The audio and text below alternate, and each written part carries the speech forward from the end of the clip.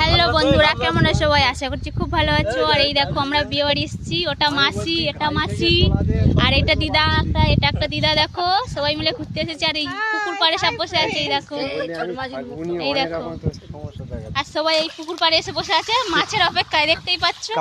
আর এখানে মাছ ধরছে, এখনো মাছ ধরতে পারিনি কিন্তু।